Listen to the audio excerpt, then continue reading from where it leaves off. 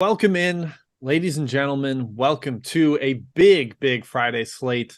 We are Three-Man Weave hosting the Field of 68's Best Bets show. Is presented by BetRivers. Before I even introduce the lovely Kai McEwen and Matthew Cox, shout out to BetRivers. They have a parlay boost going right now in college basketball. 20% if you use 4 legs or more. So be sure to hop in on that. Always maximize your earning potential, and we like boosts for that purpose. And then, of course, a shout out to the Field of 68 merch store.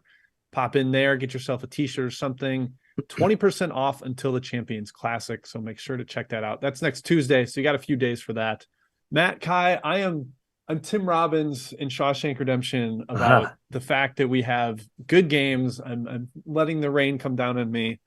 But Kai, that's ironic because there can be rain on the biggest game of the day. But before we get to that, any takeaways from yesterday for you, Kai? Jim, I got a betting takeaway for all you bettors out there. UMass +1 yesterday. Many of you got it. That was a great bet. You beat the market by 3 points. And then a famous betting group, who shall not be named, but they're green, our initials are RAS, gave it out at -2. So you beat that group by 3 points. Then it closed 3.5. So you had 4.5 points of line value. You win that bet a lot, Jim, especially crossing arguably the most key numbers in basketball at 2 and 3. So my message to you guys, keep faith, keep your head up. The process was there. Hey, Matt, your turn. Follow up to Kai's message. Screw the market. Do your own work. The market knows nothing. You're smarter than everyone else out there. That's my stubborn, pretentious take. Smarter than everybody else. Jim, my shout out is to a specific player, Brandon Pajimski, the Polish star out there in Santa Clara. He is making all the airwaves across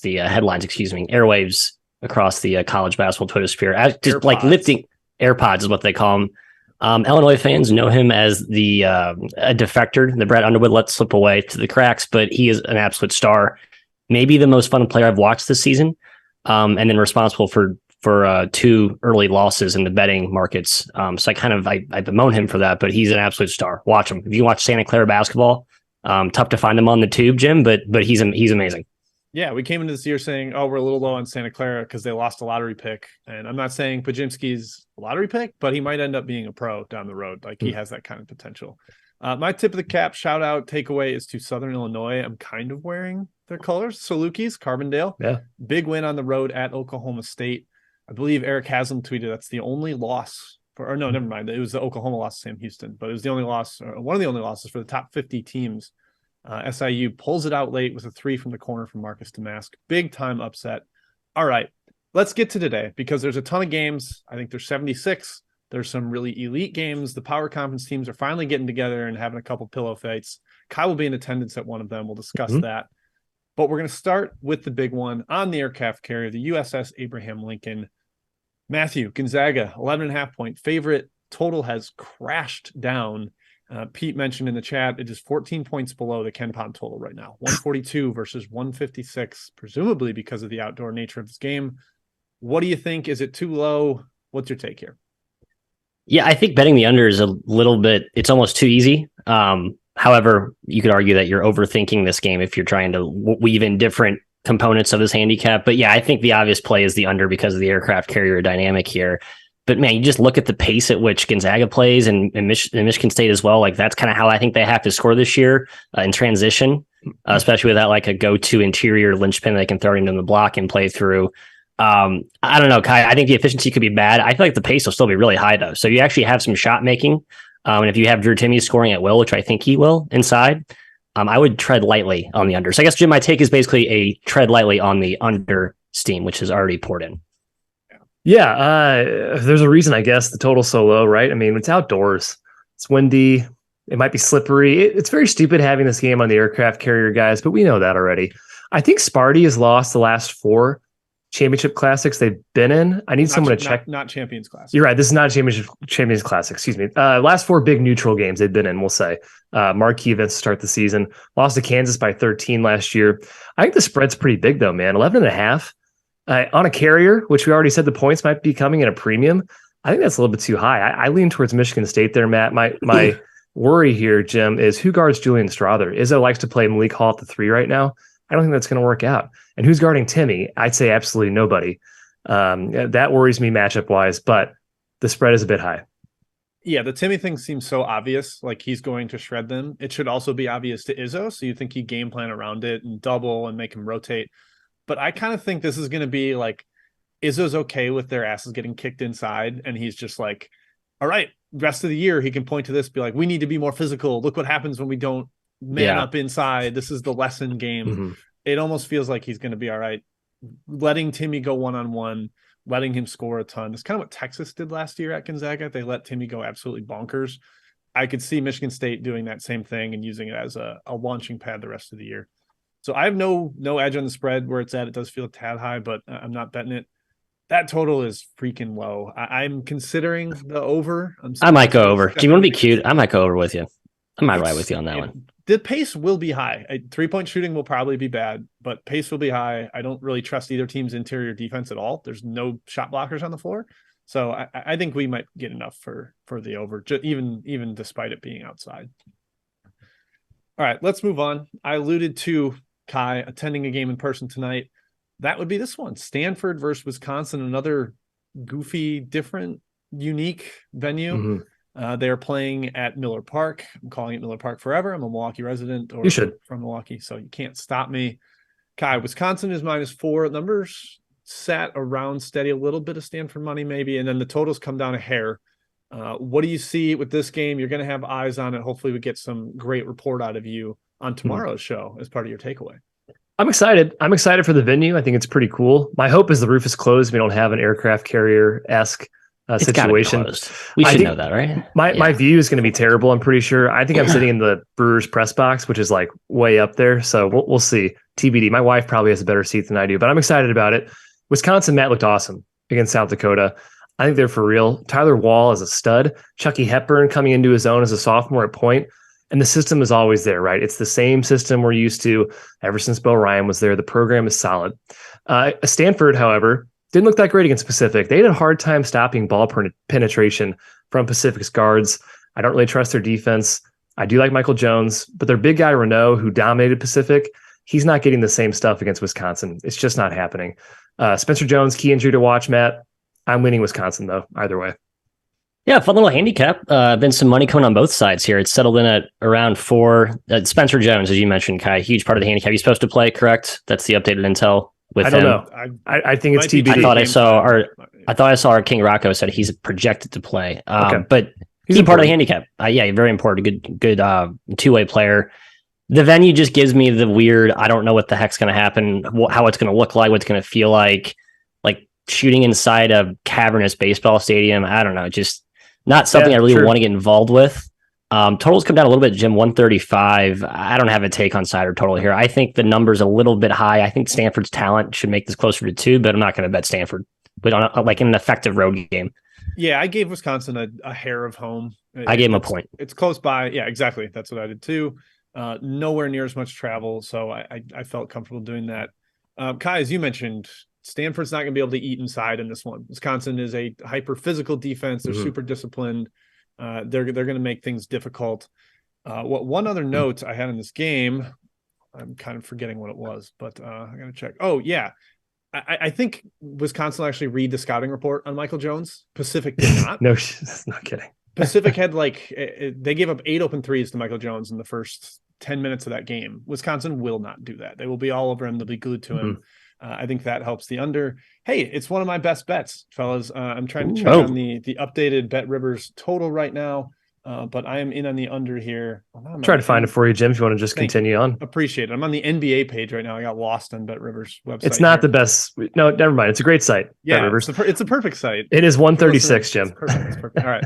Under 136, one of my best bets. I'm with Matt. I think the cavernous shooting background, that's also applicable to the aircraft carrier. There's no walls behind it, but I think that's going to matter a little bit. And both teams kind of like to play slow, especially Wisconsin. Do we know if the troops attending the aircraft carrier game have any allegiances or biases? Like maybe they're all just secret Gonzaga fans and they're all just going nuts behind the basket for Michigan State. Probably a point we could be missing. So do some research here, gang.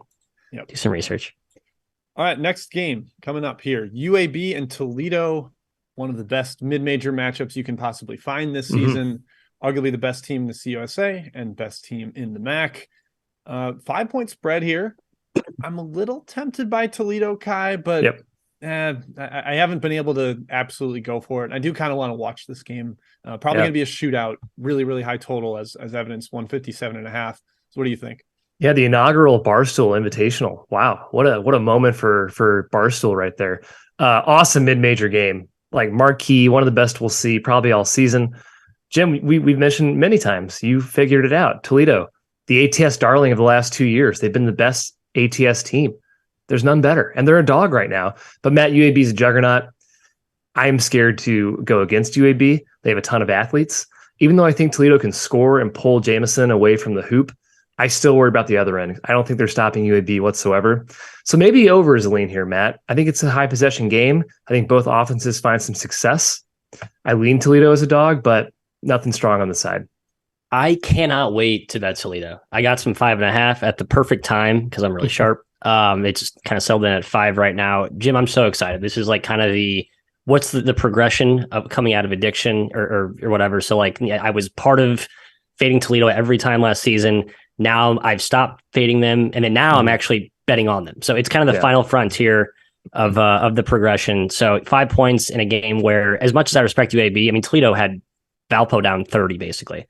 Just an awesome team. I think they actually have some matchup versatility now with Edu in there. I think he can not negate Jamison, but at least give them some resistance up front. That's where you look at Toledo and you worry about the glass. But I think the Edu insertion, he played 17 minutes, I think, last game.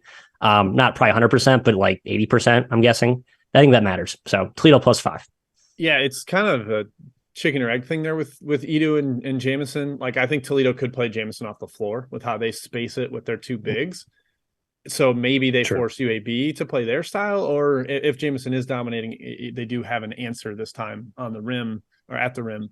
Gaines could be a pretty big factor here. The LSU transfer, elite on ball, great hands, and Toledo does a lot of driving into the lanes opened up by their inverted spacing. So he could end up being a significant part of this one. Again, I'm not betting this one. I'm excited to watch it. Kai, this is the redacted invitational. Remember, this redacted. This is a competitor of BetRivers. How dare you? Are they? I forgot. Right. I forgot they had a book. Keepers. It's redacted. They use the same lines. Hey, folks, watch this game. It's 4 p.m. This game's awesome. Like these are two legit at-large teams. UAB, I think, is Toledo maybe more fringy, but yeah, it's going to be fun. We're excited for it. Jelly Walker, who knows how many he's going to put up. Okay, next on the slate, a big rivalry game, backyard brawl. West Virginia headed to Pittsburgh. Definitely some injury questions here. John Hughley, we don't know his status. Matt, going to you first here. I have a couple different opinions on this game, so help me sort them out. What do you think? So I looked at Pitt and I watched him demolish UT Martin. It seemed I kind of like this year. I was like, oh, okay. Pitt without John Hughley, who was basically the epicenter of their team, stud big guy inside. The rest of the roster is good, but not great. I think they lack some firepower without Hughley as the linchpin there. So they run UT Martin off the floor, but then UT Martin gets run off the floor the very next game by Youngstown. So like, maybe the Pittsburgh effort wasn't that good. You kind of sort of the puzzle pieces, Kai, and I'm left with, you know what? It's still Jeff Capel. It's still a Pittsburgh team that I like but don't love, and it's West Virginia team that I do like. Bob Huggins versus Jeff Capel in the brawl. Home court's not as much as it looks on paper, even though it should be a pretty ruckus crowd, Kai. I like the Mountaineers, -2, -2.5. Yeah, I don't think talent was ever the question with Pitt on their roster, right? The roster looks pretty good. It's kind of like a Georgetown thing where it's like, oh, this team should be better, but it's the coaching. It's Jeff Capel. It's Patrick Ewing. These coaches are terrible and they're not worth backing. Hughley being out is big in this game, Matt. You're right. I don't give them a lot of credit for blowing out UT Martin, even though that team's improved. It's a different class still. It's an ACC team with Pitt still. With Hughley out, West Virginia, I think, kind of handles him inside. They're always a physical team. Bob Huggins over Jeff Capel, Jim. I mean, give me that 100 times out of 100. Trey Mitchell is a guy to watch in this game. He did play in their first one for West Virginia, 13 points in 14 minutes. If he's anywhere close to more ready in this game, I think he has a big game against Pitt. Yeah, especially if Hughley's not in there to combat him. Like that's pretty important. Yeah, for some reason, this West Virginia roster feels like a Pitt roster to me. It's there you go. Yeah, some sort of troublemakers and guys that washed out at previous stops. Eric Stevenson's on his fifth school, but I can't live with myself if I take Jeff Capel against Bob Huggins. So I sat this one out, even though I kind of like Pitt's roster better and their home dog. I think Huggins could coach circles around Capel potentially here. So I stayed away from both side and total. I see the chat mentioning possibly a low scoring slop game. I could definitely see that happening. These two getting into a literal brawl after the namesake of their rivalry. All right, Kai, let's move into Chat Mob Part 1. You are my chat consigliere reigning in the mob today. What do you got for us? First one we're going to go to, there's several questions, or maybe it's one guy asking several times. I don't know. Detroit and Boston College, of course, it tips off at 1 o'clock. It's underway. We're 10 minutes in. It's underway. Oh, my gosh. I already tipped off. Well, screw that. Halftime bet? Well, let's project the halftime score. I was on Eastern in my head and Central in my body. That's on me, guys. Nicholas asks about Monmouth and Virginia. Very interesting here. Monmouth blown out in their first game, Matt. You say ew. What do you think? It just feels like an under game. The total is low, though. Monmouth had it's been bet down. Yeah, it makes sense. Virginia still same offensive issues they had last year. Those have not been solved. Monmouth is a complete and utter work in progress. They couldn't score at all against Seton Hall. So, under makes a lot of sense. I think they were like 2 for 20 from 3 in that game. It was disgusting. Popular game. Matthew gets credit here. Fresno and UC Santa Barbara. Other Matthew in the chat. Yeah. Jim, any take in this game? We know Pierre-Louis is probably out for Santa Barbara. What do you think? Yeah, just on the surface, I was like, oh, UC Santa Barbara. That's kind of where I want to be. This is a neutral site in California, so neither has a whole lot of travel to do here. Fresno maybe still feeling themselves out without Orlando Robinson to hold down the fort inside. But without Pierre-Louis, there's nothing there for me. Kai, I stayed away. Next one for Matthew. Ooh, a very fun game for you. Akron and Miss State.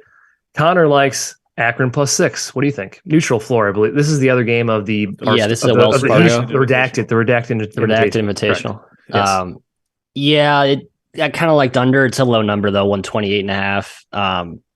Just sort of tend to feel like these games in NBA arenas maybe catch the kids a little bit off guard and just not quite, just a sort of a seismic shift in environment, maybe some missed shots. I think both defenses and offenses are good and not good respectively. So I like under.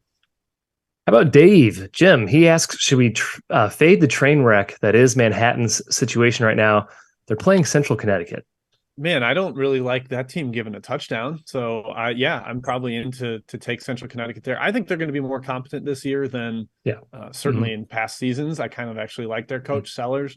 They did get smoked by UMass in their opener, so maybe tread a little lightly. I would have liked to see more promise against the UMass team that just kind of peed down its leg last night. Dreadful. But, never in the game. No. Yeah. So I'm in. I wouldn't want to back that Manhattan team as a favorite right now. Matthew, the Oregon matchup of Portland State. I have a take here. This is a big spread in my opinion. I'll go ahead and say that outright. What do you think? I agree. Portland State's got some legit athletes too, and that's one area where you can exploit Portland physicality and just pure athleticism. But Portland ran circles around this team last season, and Portland State has a bunch of new players all over again. Haven't played a game yet. Yep. And they have to all of a sudden prepare and then get ready for all the stuff that Legans does. I like Portland first half. I think it's up to 8. I would lay Portland first half. I like that. I think the spread is ridiculous, but I don't trust. It is a big number. I don't trust Portland State right now. There's too many new pieces. You're right, Matt. You saw what they did early last year. They're terrible. Then they got pretty good as the season went on. Yep. Jim, going to you for a 2-pack here. That's right. You get both questions from Ryan A.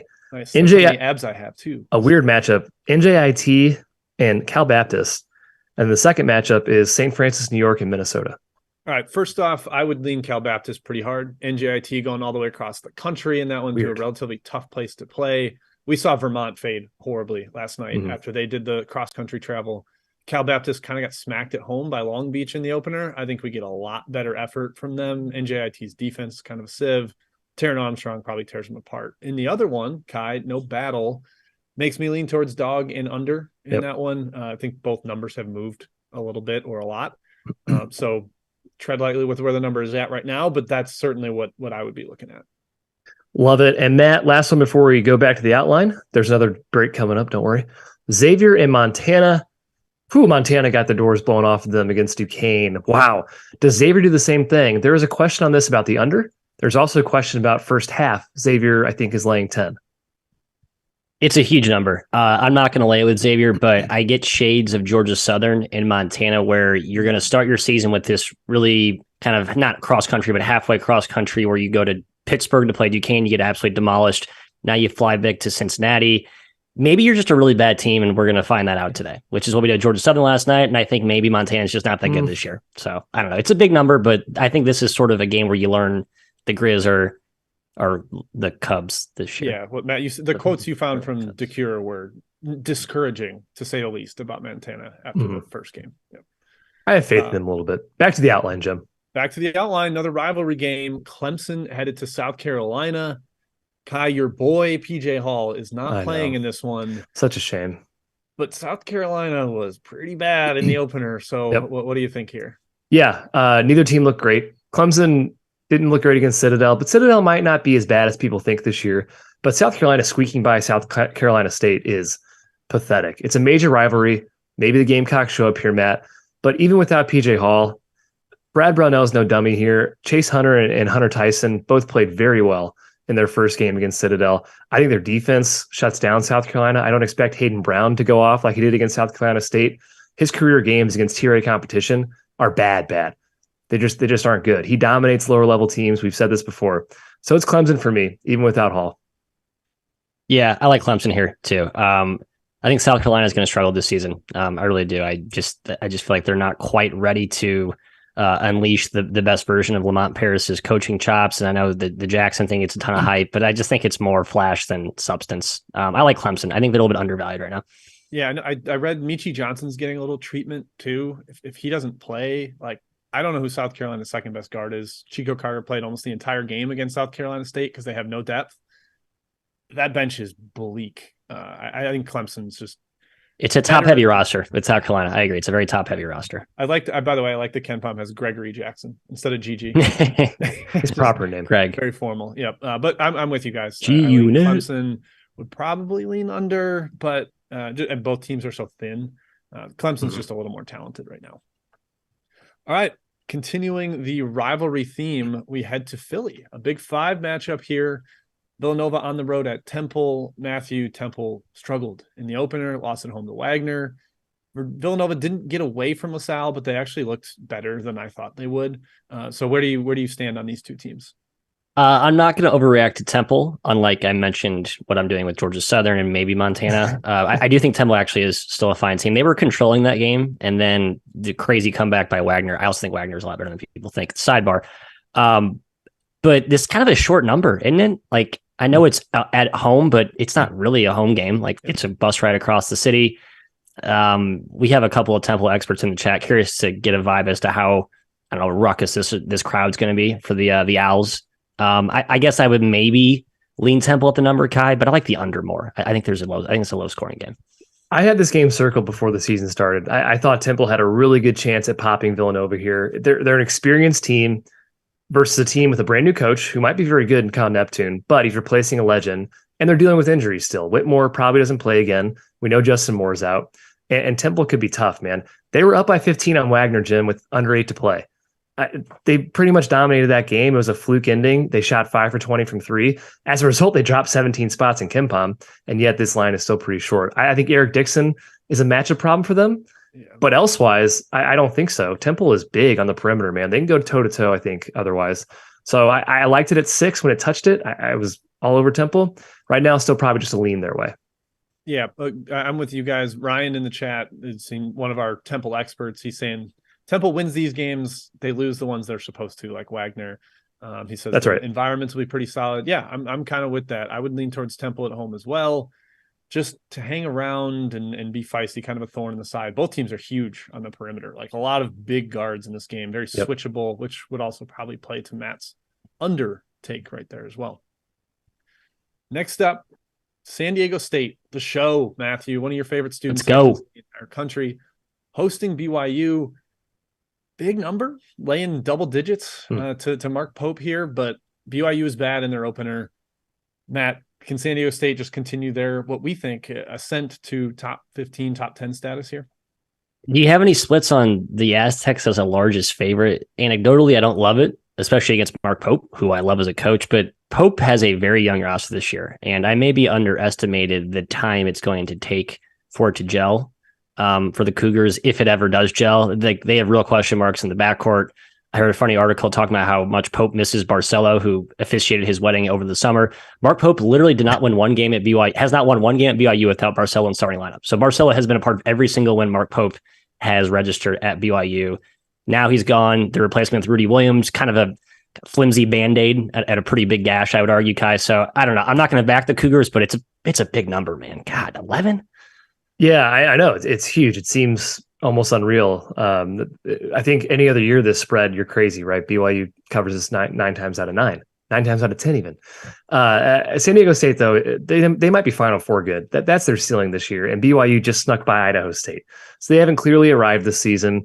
Aztecs, Jim, we know they're great on defense. They might be a top 5 defensive team. And their offense got way better with Trammell coming in town to play alongside Bradley. So it's not a team I want to fade at all, especially at home. I'm just staying far away. Yeah, I'll tip the cap to Jaden Leday too. Mega high usage off the bench in the opener. Also super 6-man type guy. Offensive juice. So maybe that helps them cover as a big fave, Matt, because usually they don't really have the offensive firepower to feel like it. But man, that BYU perimeter offense is bleak. There's not a lot of weapons. And I think they're going to get shut down at the rim by Mensa. So I ended up talking myself into, I haven't bet it, but I like the angle of a BYU team total under. I don't know if South Dakota State scores enough to cover, but I'm pretty confident that they will shut down BYU's lacking offense. So that's the angle I ended up settling on with this one. All right. Any other thoughts there, or should we move on to one more rivalry here? Let's move on. Kai, I want you to tell me what the heck to make of these two teams. Florida State at UCF. I have no clue. Here's my favorite stat from the opener. Kai, how many minutes for UCF were played by guys that were on the team last year? How much continuity do they have? Zero. Wow. Not a single minute. That's incredible. The only 3 returners they have were all injured. CJ Walker, Ty Freeman, Darius Johnson. Florida State's got injury problems of their own. They're playing a really thin rotation with a lot of young guys. This is the most put my hands up, stay away. I have no idea on either team game. Talk me into something, Kai. No, I won't. Because I have no idea. Preseason, I would have smashed Florida State in this line, but that Stetson loss is a major red flag. And coming into the season, Matt, they weren't good last year. Maybe they're not a good basketball team. It's a really hard team to trust. Stetson was on fire, but they still gave up 1.28 points per possession. That's not a Leonard Hamilton defense. There's something wrong with that. And even though UCF, they're big, they're talented, I don't trust them either for reasons Jim just said. It's a hard stay away from me. I could not be farther away from this game. I really couldn't. I'm getting involved. I'm getting in the muck, in the mosh pit of uncertainty. Here's how I look at this handicap. Currently in KenPom, UCF is ranked 94th. Jim mentioned that no one on their team is back from last year at this point with the injuries. So basically, you're running out CJ Kelly, Brandon Suggs, and Ithiel Horton compared to last year's trio of Darius Perry, Darren Green, we'll throw CJ Walker in there, Brandon Mahan. I like that version last year better, but yet they finished lower in KenPom last year. So I think there's some mispricing with UCF. As bad as Florida State is, I think they're good enough at the price. I took the Noles.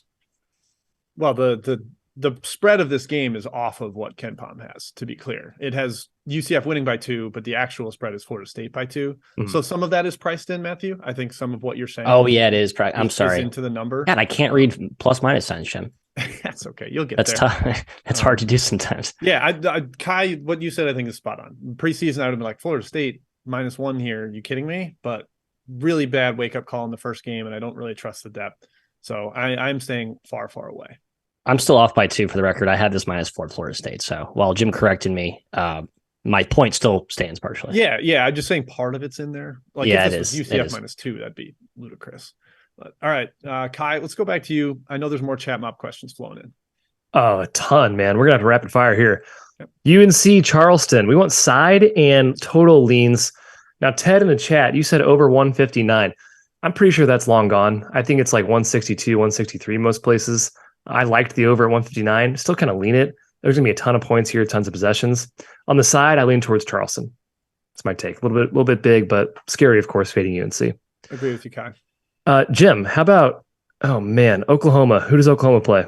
Pine Bluff. They're Pine Bluff. Yeah, Pine Bluff hung around against TCU. Oklahoma did not look good against Sam Houston State. So if you want to zag when the world has told you to zig, maybe you take the favorite, but I think it's too big. Pine Bluff is way more competent than their advanced rankings are giving them credit for right now.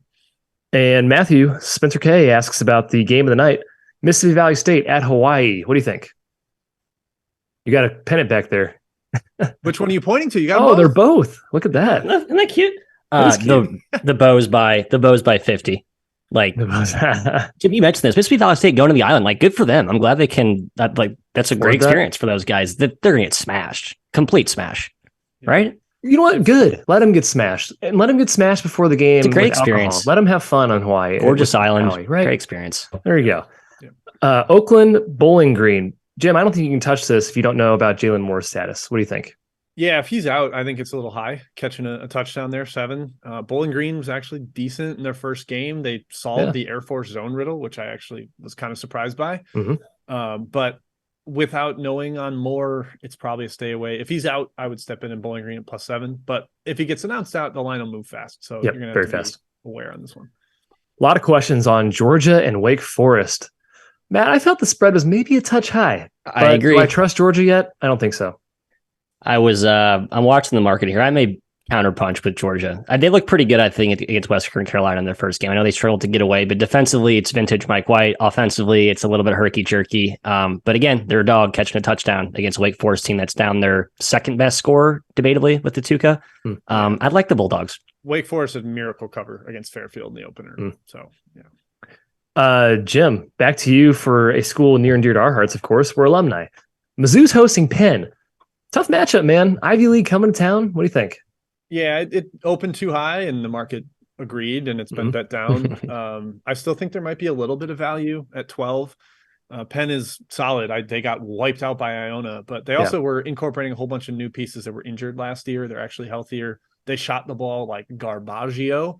And I think they'll find some more open shots here. Kai, look what Southern Indiana did to this Mizzou perimeter defense. They hit 14 threes and a half. Yeah. So I think Pitt can keep this single digits. Backdoor should be wide open here. Penn. Yeah, the red and blue backdoor is going to be wide open if you're looking to back that side. Matt, we talked Montana. Let's talk the team that blew them out. Duquesne is going to Kentucky. The Dukes. Spread's like 18 or 19 even now. We don't know about Oscar Tshiebwe or Severe Wheeler yet. What do you think? Yeah, both game time decisions. Obviously not a good situation, even if they both play, probably not at 100%. The Dukes looked awesome against Montana, and I just made fun of Montana a few minutes ago, but the Dukes look all the way legit. I think they can, I don't want to say compete here, but I don't think this is like a men versus the boys situation. So, but the number I think is pretty low. I think Dukes are priced, they're respected in the current market, so that's why I didn't take them, Jim. North Florida, Washington, any opinion there? North Florida's coming up from Gonzaga. They're staying in state. Yeah, so not as bad a travel, but it is kind of, we talked about a couple of these teams that are across the country with a weird road trip to start the season. I don't know. The Birds of Trey can shoot against the zone. Both these teams will kind of play some wonky, funky defenses. I made the number about what it was. I didn't end up landing on either side of this game. Matt, I know you got an opinion on this one. It's K-State at Cal. Cal's catching 6.5. I don't know if 7's still out there at home. What do you think? I grabbed Cal 7. It might be my worst bet of the year so far. We'll see. We'll clip this part off of the show and replay it tomorrow when K-State wins by 30. Cal's terrible. K-State actually might be good. So again, don't ask me. You should go on to Jim for this one. You shouldn't have gone to me. If Keontae Johnson, then Kansas State's like competent. Yeah, that's true. Belmont Furman, man, 9 points. Belmont being a 9-point dog to another mid-major. My headlights are up, Jim. All I'm saying, my spidey sense is up there. What do you think? Yeah, it's pretty high. Ken Pom had a 10. I immediately thought that was too high. I will mention Furman lost in overtime at Belmont last year to a much more experienced, more talented Belmont Brutal team. loss. Yep. Furman brings back a lot of key guys that are on a revenge tour after that SoCon tournament. I guarantee they remember that overtime loss and will be playing with that in their minds.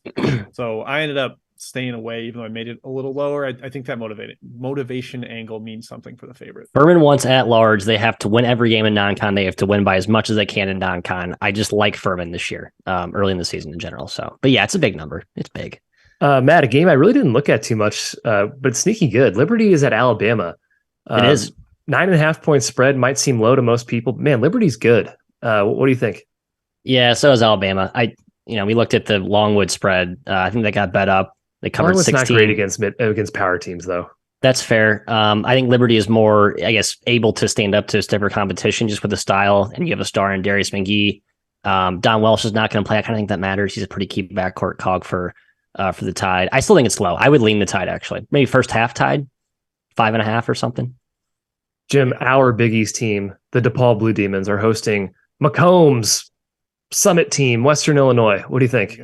Still no Nick Ongenda for DePaul, which hurts their interior defense. I was kind of impressed with Western in their opener, even though I was very impressed. Absolutely very impressed. Is Garbaggio, but this feels a little high. DePaul, not a team I want to back as a favorite. There's just not a lot of offensive firepower there, and they struggled in their opener, did not cover. So dog or nothing for me. Air Force Delaware. This is a really weird game. It's at Air Force altitude. I have no idea. Matt, any opinion real quick? Yeah, don't back Delaware here. Just feels like the worst spot to back Delaware. Yeah, it's a terrible spot for Delaware. I took them right? Small, I don't know. And I hate it. I couldn't back them more bigger than that because the spot is horrendous. Yeah, horrible spot. Tough. Jim, how about Pepperdine? Everyone's now paying attention to Pepperdine after their first matchup. I actually forgot who they play today. That's on me. Well, they're super talented, Pepperdine. They're playing Fullerton.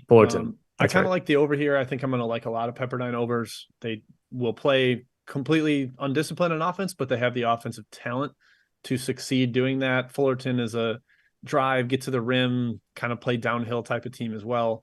I think we see a decent amount of points. I made the spread about what it was. I'm kind of up on Pepperdine this year, so I was okay with them being a road favorite, but I'm sort of liking the over. I think I'm not sure if it's moved much though. A lot of questions on Florida. Oh, Matt, you wanted to get in on that Jim, one. Sorry, back to your Bowling Green. The Air Force handicap. How dare us not endorse Air Force on Veterans Day? Like, that's a complete miss by us. Thank you, Michael Rizzo, for pointing that out in the chat. Really poor take by us. The water troops play today too. Navy hosting as part of the Veterans class. Maybe parlay all those together. That's got to be a good little fun little round robin thing. A lot of questions about Florida Kennesaw. I'm wearing some Florida gear here, but don't sleep on Kennesaw this season. I think the spread's a little bit too high. I would lean towards the Owls. Yikes. Low scoring. I take Low Gators. Scoring. I take Gators. I bet the under. Yeah, under is the right play, I think, there. Florida is an under team. Dayton SMU. I'll tell you what, Matt. I saw what jerseys Dayton is wearing tonight. It was really tough for me to take SMU to higher number. What do you think? It's down to 11. I want to bet me some Flyers. Just sounds fun to back them this year. This is the time to do it. Maybe Dayton first half, 6.5. I'm out on SMU this season. The Pony Express is... This number didn't feel high to you? The opener does. Now I'm looking at 13 feels high, 11 feels low. That kind of sounds contradictory, doesn't it?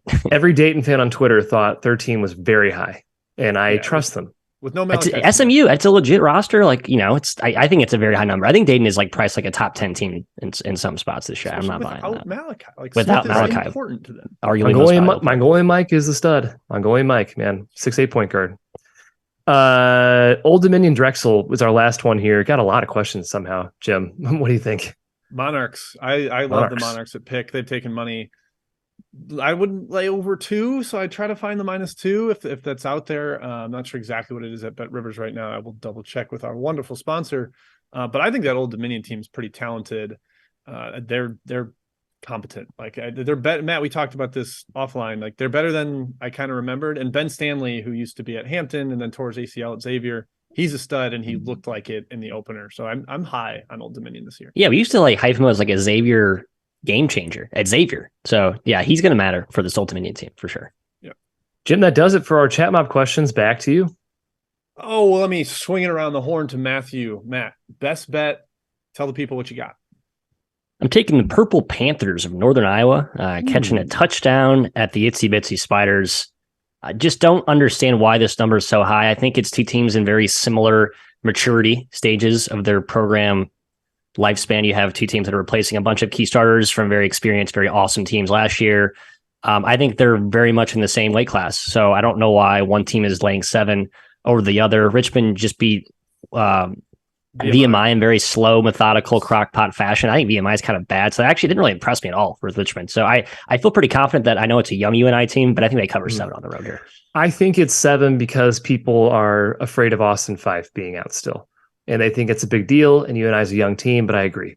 Man, that's a lot of points. Richmond's not great this year. Yeah, I view these two fairly equally. Richmond's got a little more talent, but yeah. My best bet, Jim, is an ugly one. Florida Atlantic at Ole Miss under 135. Defensive battle. Ole Miss's defense is legit. And even though I like FAU this year, I think Ole Miss can kind of handle them defensively. I think FAU is a pretty good defensive team too. And without Daishan Ruffin, in the lineup for Ole Miss. That's the key. Yes. Their games tend to go under. They tend to have a hard time scoring. So under for me in that game, 135. Yeah, the shot creation on that team without Ruffin is like non-existent. Tough. So, I think both those teams will be in a bit of a half-court war. My first best bet was the Wisconsin-Stanford under 136. I'm also rolling with Iowa minus 24.5.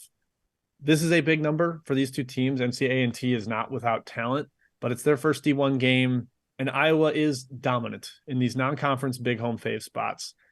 Per BetLabs, Kai, Fran McCaffrey, 42-14 against the spread as a double-digit favorite in November and December. That's 75%, covering by an average of 4 points a game. This team is nuclear at home in these spots. He's also 30-14 first half, and not all those games have been lined first half. But so if you want to jump in on first half, make it kind of a twofer. I'm just doing best bet on the minus 24.5 full game, but it's just Iowa is so set up to blow teams out. They are motivated to do so. They great offensive ball movement. They can continue it late into the second half. Iowa minus 24.5. I'm adding it. Jim, you're right. I'm adding this right now as we speak. Like I get shades of Longwood versus Iowa last year, where like Longwood really good mid-major team, lots of talent. NC-A&T, I think pretty good, lots of talent. Doesn't matter when you play Iowa at Iowa. They just eviscerate. They slice you up. They make shots, and you're just demoralized by the second half. Yeah, let's not forget about the coaching change too at A&T. Can't be overstated. Yeah, late in the game. True. There. Iowa just beat Bethune-Cookman by 30 plus. I think we see something similar here. Another team like that is Arizona. I didn't have the balls to take them against Southern, but I think they could smash the same way they did against Nichols. So that might be another team worth checking out as a big favorite. That wraps it up, fellas. Any other thoughts before we send the folks on their way? No. Good luck today, guys. Yeah. Go That's Troops. Right. Thank you for tuning in. Happy Veterans Day. Yes, thank you for your service. Enjoy the basketball. A lot of great ones tonight. We'll see you back here tomorrow. We will let you know the time because we want to start earlier before the games start, but we'll keep you posted. Thank you. Enjoy the games. See you tomorrow.